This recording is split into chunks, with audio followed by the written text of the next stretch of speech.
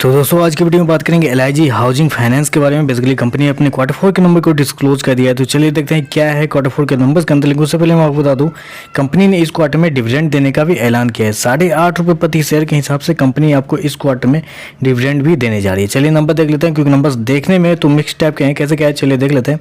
हालांकि यहाँ पे कंपनी ने बस स्टैंड लोन रिजल्ट ही दिखाया है, कंपनी ने कंसोलिडेट रिजल्ट नहीं दिया है। तो हमें बस यही रिजल्ट से काम चलाना होगा। तो चलिए देख लेते हैं नंबर्स कैसे क्या है।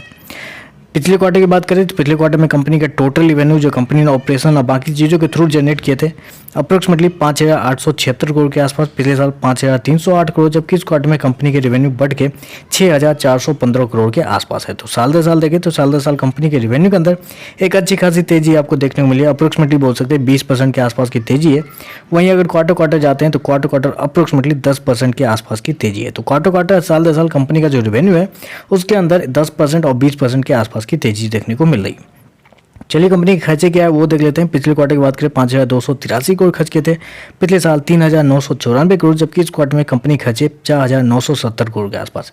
तो ये बहुत बड़ा सरप्राइज यहाँ पे देखने को मिल रहा है, क्योंकि मैंने आपको क्या बताया कि कंपनी का जो रेवेन्यू है वो पिछले क्वार्टर से बढ़ा हुआ है। 10% के आसपास का बढ़ोतरी है कंपनी के रेवेन्यू के अंदर, लेकिन कंपनी के एक्सपेंस के अंदर पिछले क्वार्टर के मुकाबले कम है कंपनी का एक्सपेंस। ये बहुत बड़ा सरप्राइज है, पॉजिटिव सरप्राइज है कंपनी के लिए। क्योंकि जब आप रेवेन्यू बढ़ाते हैं और एक्सपेंस कम करते हैं तो आपका प्रॉफिट जो है वो प्रॉफिट अल्टीमेटली बढ़ जाता है। तो वही यहाँ पे देखने को मिला है। कंपनी के प्रॉफिट की बात करें तो पिछले क्वार्टर में कंपनी का प्रॉफिट अप्रोक्सीमेटली 480 करोड़ था। पिछले साल 1,118 करोड़, अभी देखें तो 1,180 करोड़ के आसपास है।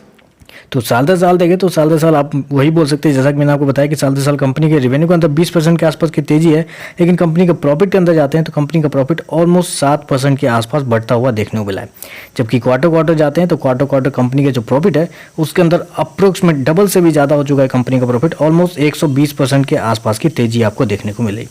चलिए कंपनी के ईपीएस देख लेते हैं। ईपीएस के अंदर क्या चेंजेस हैं। पिछले क्वार्टर में 8.73, पिछले साल 21 रुपये, अभी देखें तो 21 रुपये 50 पैसे।